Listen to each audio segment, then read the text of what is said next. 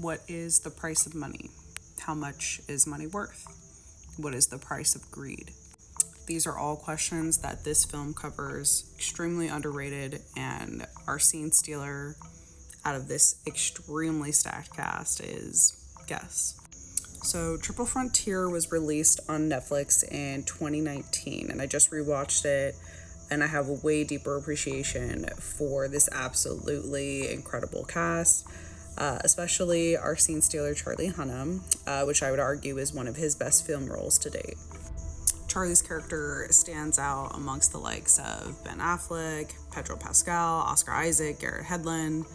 So the story follows a group of friends, former Special Forces operatives and self-proclaimed warriors, most of which are retired or not actively working in the field at the time that we meet them at the beginning of the film.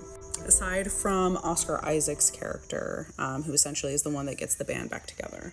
And what's his proposal? To take out a major threat and steal all of his hidden cash. We're talking millions upon millions. Blood money. Throughout the course of the film, each character is tested not only in their morality, but also in the depth of their friendships. One of my favorite parts about this movie was their ability to essentially check each other, keep each other in check.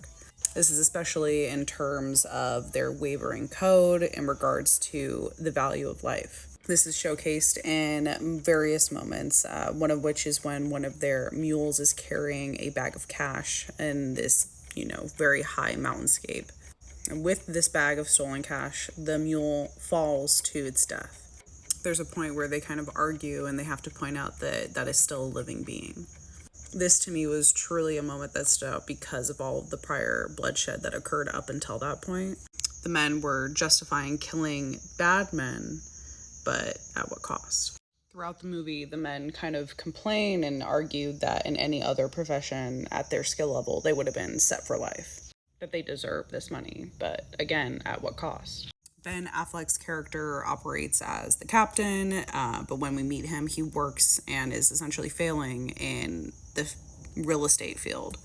Very different from the Special Forces. And his family life is also failing. There's a moment when he drops off his daughter and he tells her that he loves her, and her response to this, "I miss you," as if he's already gone. Now, at this point, we're going to get into a little bit of a deeper dive, so there will be spoilers. So if you haven't seen the movie, I would pause here, go watch it. So that line that his daughter says when she says, "I miss you," is extremely heightened once we get to the beat when Ben Affleck's character is vengefully shot in the head when they're in the mountains. This is an act of retaliation that is a direct consequence, to his emerging greed. Ends up being the turning point when the group starts to realize the cost of the blood money, and they question if all of these piling deaths are worth it. Now, Garrett Hedlund's character, who, when we are introduced to him, is a boxer, so he's probably the most removed from this lifestyle. He returns from a scouting mission, kind of essentially plotting out their escape route and the person they're supposed to meet up with all of their bags of cash. And the men toy with the idea of essentially wiping out a town of military comprised of teenagers. Now, Charlie Hunnam's character is really the one that stands out because he's the one that is the moral compass of the group. He's the character who is preaching wearing the flag in honor, in servitude, at the beginning of the film. He's the only one that really continues to hold the line, especially when Oscar Isaac's character wants to cross it. Dares to cross it. And so at the end of the film, when Charlie Hunnam's character decides to give his portion of the money which is at this point a measly $1 million, to Ben Affleck's family, he's really the one that initiates and completes the cycle. And then the rest of the men follow suit and take his lead. Getting out of South America by the end of the film, before they get to this moment of resolution, is essentially the price and the cost and the risk. They exit their mission with only the cash that they can carry on their backs.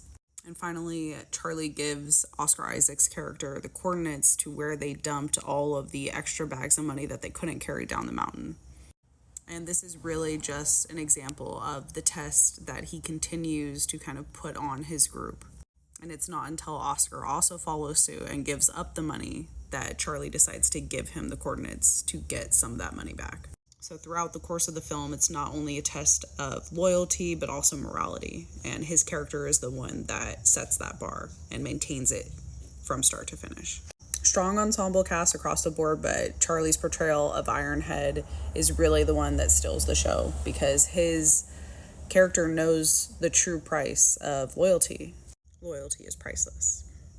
Overall, it's action-packed, a desperate race, but for me, it was really the quiet moments of reflection that made Triple Frontier an underrated character study that's definitely worth a watch.